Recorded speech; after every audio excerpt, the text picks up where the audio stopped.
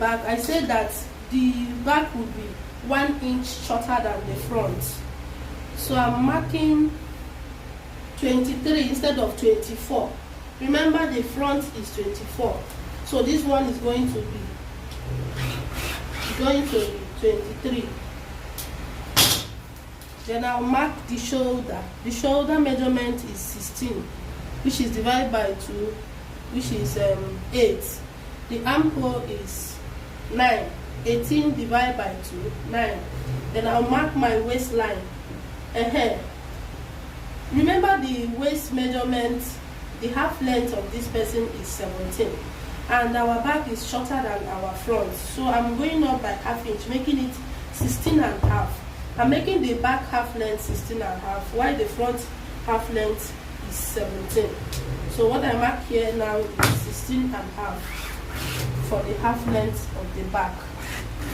Let me connect my lines.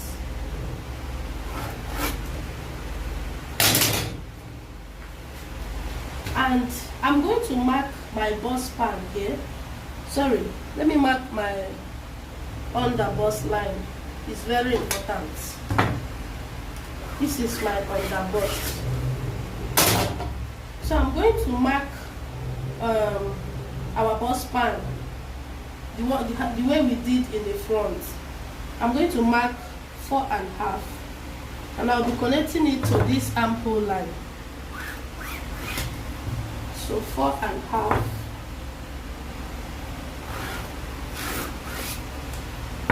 So from this waistline, I'll mark 1 inch here, 1 inch here.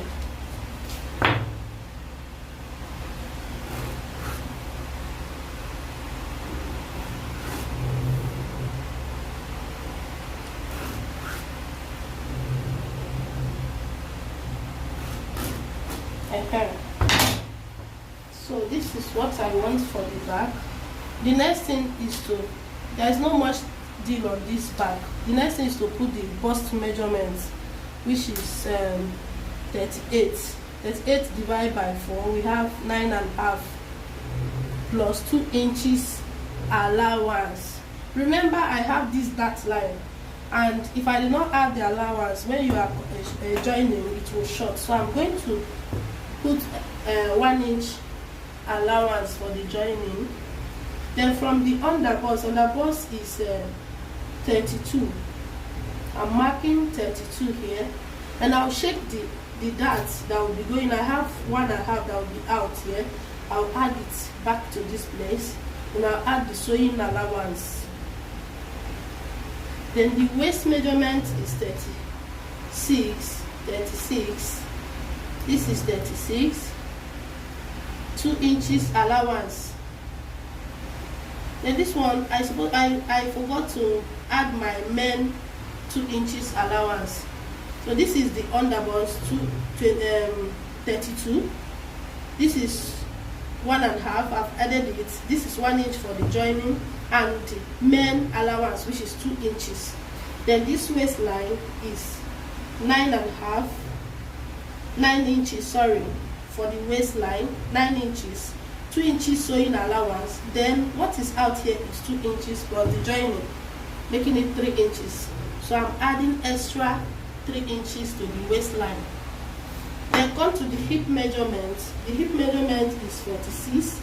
Now mark 46. I'll add my 2 inches allowance and add 1 inch for the joining of this dart.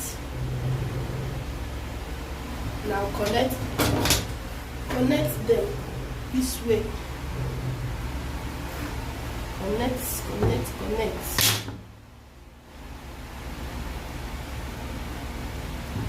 Connect them. Then the next thing to do now is the waistline. I'm going to remove 1 inch out for waist snatching, the way I did in the front, and I'm taking off ½ inch from the underbust. This is for the waist snatch. If you want the waist to be snatched very well, depends on how you want to snatch it. But this is how I do my own. This is how I do my own, and it's giving me perfect result of what I want. So let's go to the up. We'll mark our 3 inches basic neck, mark, come down by 1 inch for the shoulder slant, divide the remaining armhole to get our armhole.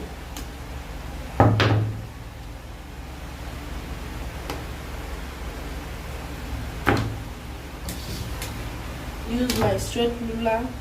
If you are a designer, you have to have all these tools for accurate joining and everything. Then the neckline, I'm going to make it 2 inches for the depth for back. Then here I mark 4 inches in the front, so I'm going to make 4 inches at the back too. So this is how it's going to be. So this particular dress I'm making, the back is going to have a button. So because of that, I'm not going to curve anything here or cut out anything at the back yoke, of course. Then now, what we are going to do now, I've said it before that here is going to have button, so I'm not going to take anything out from this part.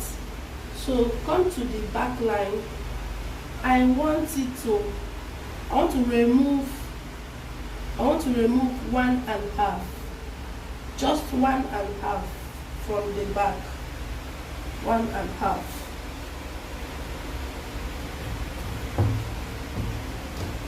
So from the back, I'm taking off 1.5. You can take off any measurement. You can take 2 inches out, but me, for this particular style, taking off 1.5. So let's cut this one out.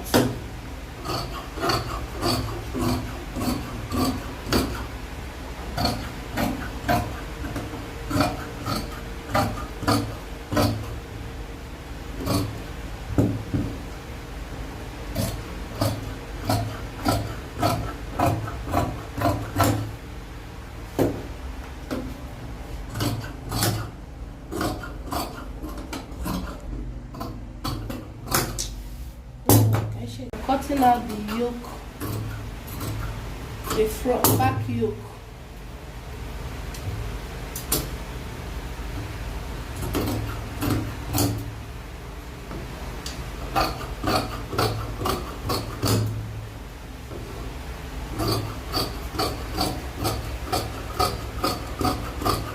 I always like to notch the upper part of my back because the down and the up looks alike.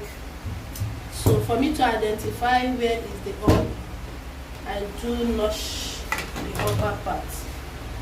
And I'm cutting out the last of this one, and I will notch the up too. So now this is for our back. This is the back. Look at, after cutting it, this is how it's going to look. And here is the yoke. It's okay.